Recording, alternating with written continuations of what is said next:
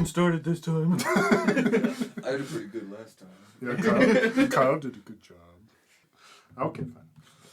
Hello and welcome to episode 22, I think, of the Nerd Switch podcast. My name is Dylan, and joining me today is a lovely bunch of hooligans.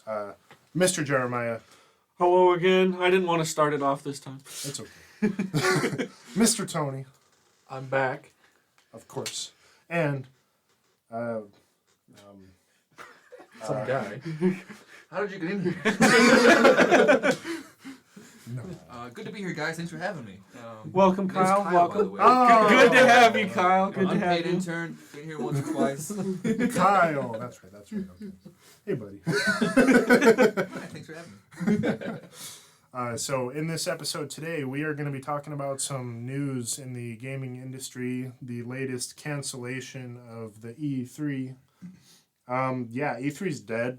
I'm going to just come right out the gates and say I don't think it's coming back, but we're going to talk about it because it's news, and E3 has been a pretty big part of the gaming industry. I mean, my nerd life. Yeah, it's like Comic-Con for video game nerds, but it goes all the way back. I don't know the exact starting year, but it's definitely like 1990 something. But long running show, and for those who don't know, what like E3 actually is, it's basically like a trade expo or event where developers, publishers, gaming studios kind of all convene in one physical location as like a showcase of new technology or gaming or projects. And it's something that a lot of people really got excited for because when it came to reveals, like this is where you would go to see, what's coming up. What's coming up? But yeah, so we're just going to have a little bit of a discussion on it to kind of give our thoughts. Not anything too crazy in depth, but we just wanted to talk about it because it's recent news. So with that, let's go ahead and flip the switch and talk about the cancellation and potential death of E3. Flip.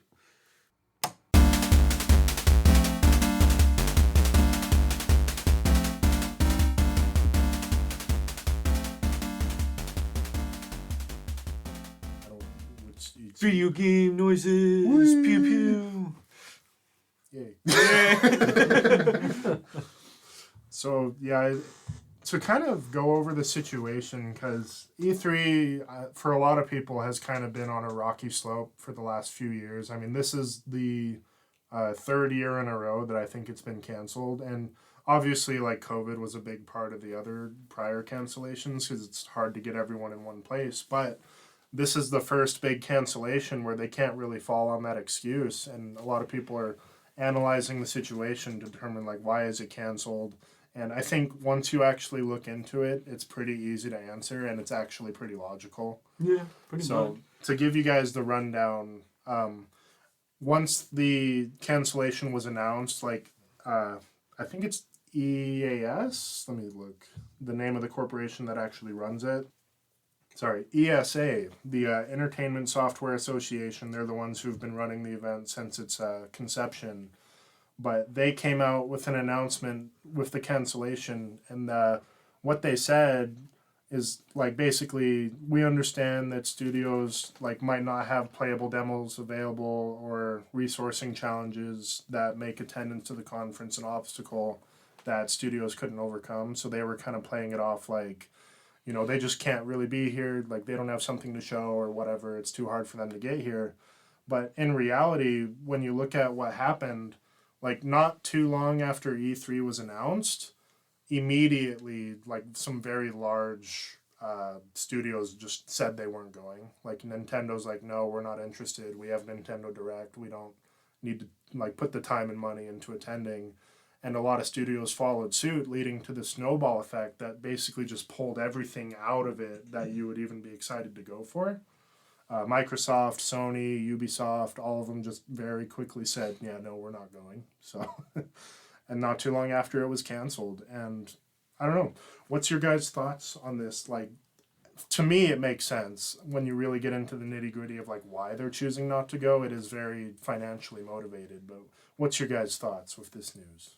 From like a consumer standpoint, it's kind of upsetting because it's always a fun event, but it does make sense as far as not wasting the time or money to go to these events and have these, illustrious presentations when they can post it on their Facebook page. Yeah. Like, it's the same thing. Right. It's a lot cheaper that way. So I get it, but still from a consumer, you'd like the experience of everything. For sure. So I think something to talk about at the end, but I'll briefly cover here at the moment, just to bring it up, is, like you said, it's easy for them to just post it on their Facebook now. So like a lot of companies can just kind of self-promote, and it'll probably catch traction and get spread around online without much effort. Mm-hmm.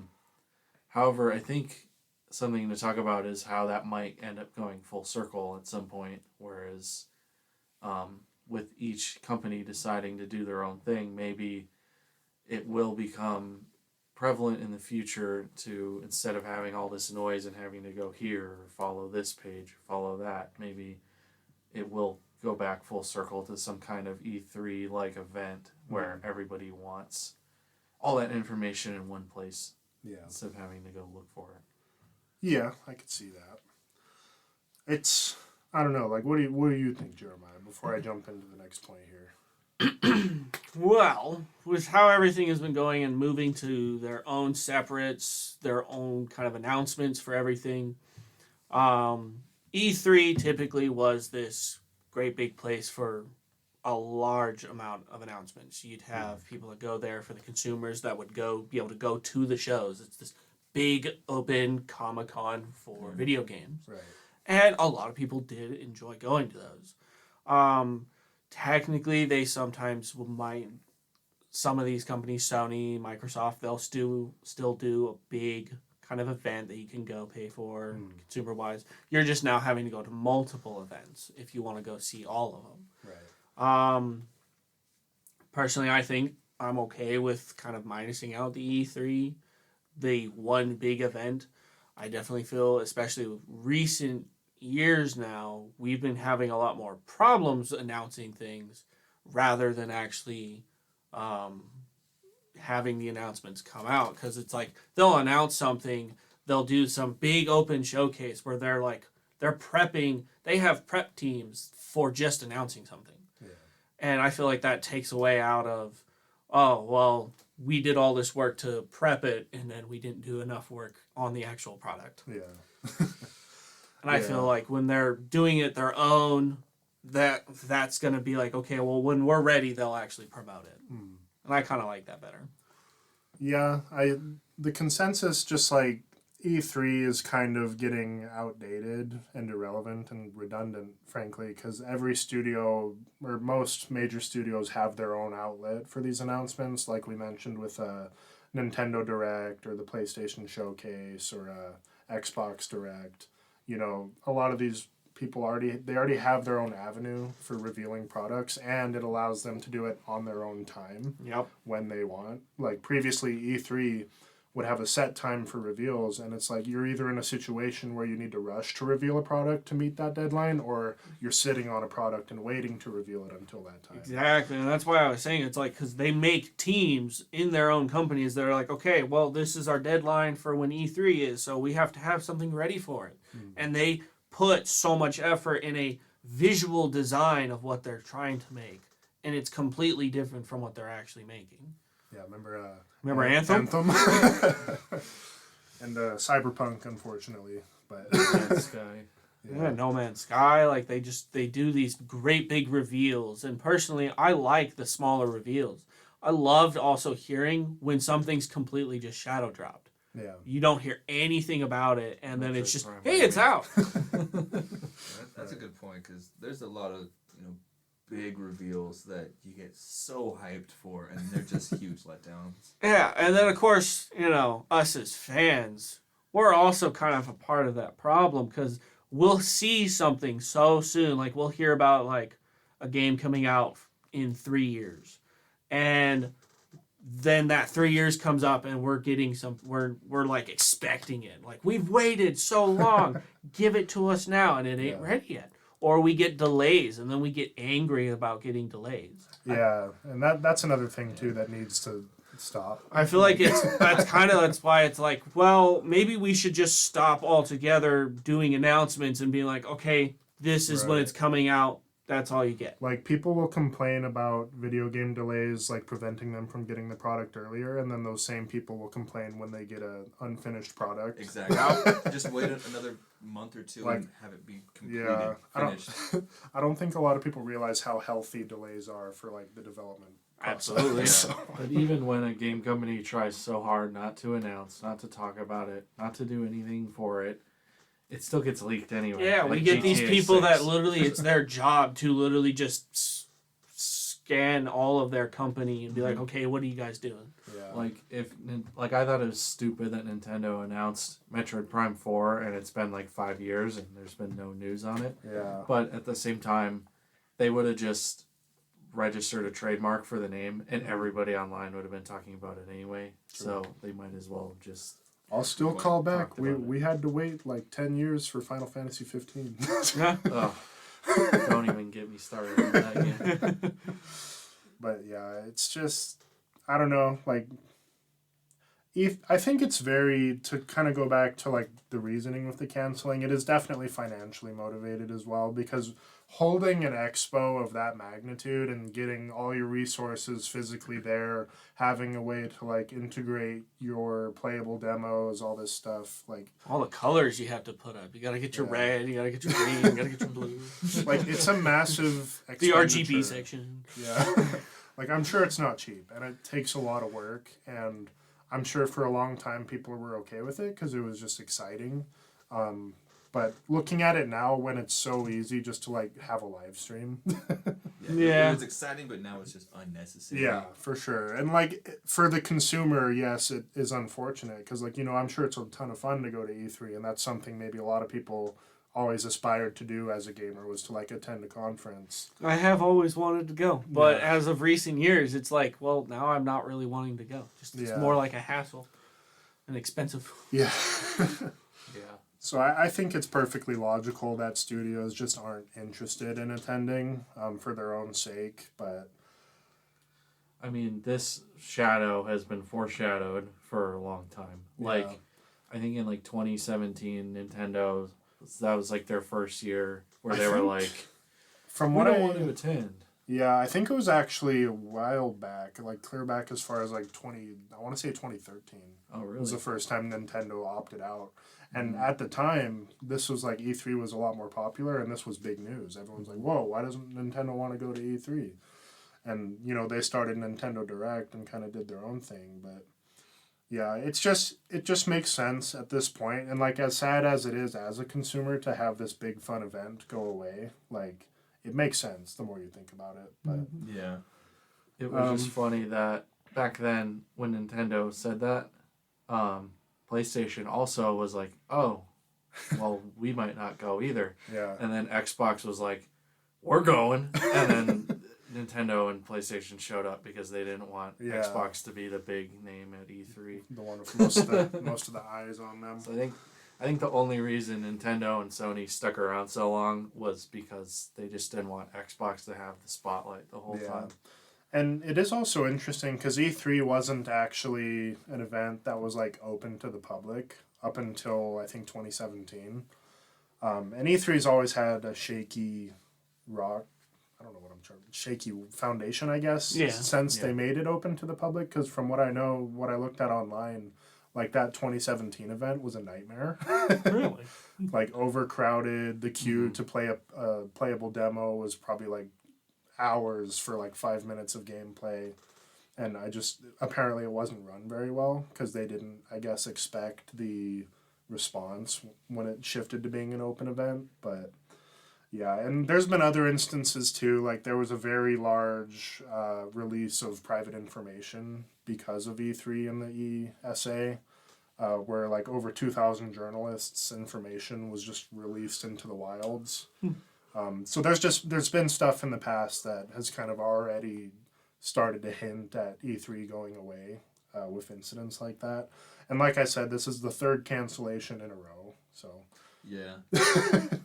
which That I expected with COVID, Yeah. but I also expected it to come back Right. sooner. Yeah, and COVID really probably shifted like all these large studios to just really hone in on their own. Like, Yeah, their own company release of info Yeah. and stuff. So by the time that E3 was like, hey guys, let's get the gang back together, you know, Microsoft, Sony, they've all done the work to really hone in their own experiences, and they're at that point just like, yeah, we're good. Yeah, everything's working for me It's now. kind of like the band was just kind of like, oh, hey, we're just trying this out. This is going okay. You know, they had a few concerts and now Yeah. they split up. Yeah, you They're got all on the phone calls. the one guy wants to get the band back together, but everyone else already has good singles going. They all got their own singles going. The other guy's like, I've got nothing going for me. So yeah, that opens the question that everyone's asking, which is E3 really dead at this point? Yeah. I think Yeah, they I- can I think it's time. they can be buried now. They're okay. It's time to accept. However, the summer games jam, Yeah. or whatever, is still big. and Yeah, it's that's still having a lot of stuff A tangent for I it. was going to point to is someone who is actively celebrating this news of E3's cancellation is Jeff Keighley. Yeah. So he started out with the Game Awards being like the next big, physical event to celebrate games. And now the Summer Games Fest, which is run through Xbox, which is very similar to E3. But I know on Twitter, Jeff Keighley, like once that news dropped, he was like, oh, this is a picture of me from my first E3 back in like whatever. And then also he's like, but hey, the Summer Games Fest is still going this year. Why don't you guys? So I'm sure he's celebrating. But yeah, it's sad to see it go, but I do think it is dead. I mean, at this point, studios just aren't interested in the expense and work that it takes to make a conference like that happen, and it's just easier to do everything online. And E3 also has just failed to adapt to that kind of... Like, they tried. I know that with COVID, they tried to do, like, a digital approach, and I think it fell through, got canceled. And it's, I don't know, just trying to do playable demos on site and everything. Like, I'm sure there's a way or a world where E3 could have thrived in a more digital landscape with live streams and maybe pushing out playable demos through, I forget the name of the tool, but there's a way that they can deploy them just over the cloud for you to play on console. So E3 failed to do that in time, and as a result, these other shows have already kind of nested in. That's kind of one thing they've like the PlayStation exclusive of Microsoft, like with Xbox and even Nintendo. Like that's something they can still do just with being on their own. Is when they announce their games coming out, they can be like, oh hey, pre-orders are going live right now, or hey, we released a demo going right now. You can go check it out. Yeah, and you've seen that still even with like the Game Awards. Yeah. Like the Game Awards, like yes, it celebrates the releases of the year, but they're also announcing new stuff for the next year. And in some cases, there have been live announcements just out of the blue where they're like, hey, this demo, it's available right now for you guys to check out. So stuff like that. That's where I think like these shows are now doing really good. And Jeff Keighley is really like a pioneer of the new experience that way. And like kudos to him for handling it really well. Not to say they're all perfect. That's another thing with E3 is there's presentations have always had what's the word I'm looking for? Cringe. Yeah, they've been notorious for being very cringy. Yeah. Which I guess with any large like physical expo where you're trying to present stuff like You guys it's don't have phones? yeah, you guys don't have phones. That was the Diablo. Yeah, Immortal announcement. No one clapped. Everybody was so pissed. Yeah. That's the best. So and this has kind of already been answered just with the discussion we've had, but like what does this mean for the industry as a whole? And my answer would really just be not much. I mean, honestly, yeah, it's one event that was grouping up so many, and now there's multiple events coming out. yeah. Plus, I also like the idea again of each one of them being able to do their own announcements at their own time, and they don't overlap most of the time. Yeah, I would just say if anything, its impact is just further solidifying the shift to like a more digital and online approach, I mean, most everybody has access to YouTube, and they typically are just like, hey, here, and then you've got literally like dozens of channels that are like, hey, we're gonna live stream the event, go check out our channel, and you can go watch IGN or whatever, Yeah. Yeah. and just watch the event go live from those specific groups. Right. I'll always have a special place in my heart for it, though. And I do remember being excited when I was younger, like every summer, like after school got out, like pretty much a couple weeks later, it was E3, or it was like the last week of school. It was like E3, and you're like, yeah. It was that's a what you big got to deal. look It for. was. I mean, it didn't really start falling off in popularity until like the late 2010s, I feel like. So, yeah, even like me and my group of friends that I worked one job with, there was one day where we were just like wandering around setting up workstations, but we all had the live stream going on our phone, and we were like, hey, did you see that? That's pretty cool. That's pretty cool. And not every E3 has been bad. I mean, we have E3 to thank for the iconic Keanu Reeves Yeah. cyberpunk moment. So, Which got me way too excited for that game, by the Yeah. way. So I can really thank him for that one. right. But equally, it also had a lot of those iconic moments, like the Diablo Immortal and. Well, that was the BlizzCon. Oh, okay. What was it? Remember when the Wii was going and they had like the Wii presentation? I remember that one was apparently a nightmare at E3. Was Just it the like, Wii U? I don't know. They were doing like the dance game with the Wii and like showcasing the motion controls, but it just looked like the most Oh, ridiculous yeah. thing you've ever seen. Very weird. So pretty much anybody using a Wii ever. Yeah. Yeah. Very hard to sell Me that. playing Resident Evil. Yeah. But yeah, with it the, being. the infamous Skyrim, you can go to that mountain over there thing. You couldn't. And all those awkward moments where they would say something they think they'd get a huge response to, and everyone's just kind of like. Yeah, they're waiting for a reaction and nobody says anything. But yeah, it really just opens further avenues for individual studios to like increase and, you know, make their showcases better online. Smaller events. There are still physical events to go on, like maybe a studio will rent out a location for like a physical reveal, but nothing huge, nothing super expensive. So There's still BlizzCon and Summer Games and Yeah, Games like Done Quick PAX. and yeah. hacks, and you know, there's all those are still there. It's still a thing that studios want to get into, and I think we're gonna maybe see more of a shift of the bigger companies kind of doing their own expos or own online things, whereas you know that maybe the smaller developers will attend these events to more get their name out there who don't have as big a That's- following. As much as I'm a Sony fanboy, I do have to give a lot of credit to Xbox for the stuff that they've been doing. Like they have developer showcases where the intent is to like get eyes on these new developers and kind of indie projects and stuff like that. Yeah, that's good. Very good.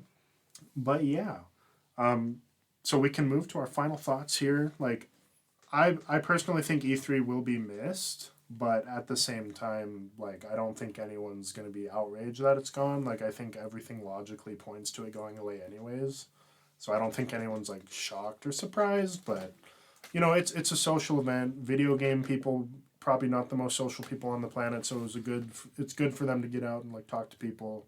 Having an opportunity to meet the people involved in the industry is really cool, but I'm sure there's just better ways to do it at this point. So, yeah. Any closing thoughts for you guys with the death of E3, potential death of E3? I guess nothing is forever, but I mean, yeah, I definitely agree. Like, it's possible something like it could come back. Like you said, we've already got a few other things to look forward to with Game Awards. We have all of their own with Nintendo Direct, Xbox, and PlayStation Showcase. Like, it's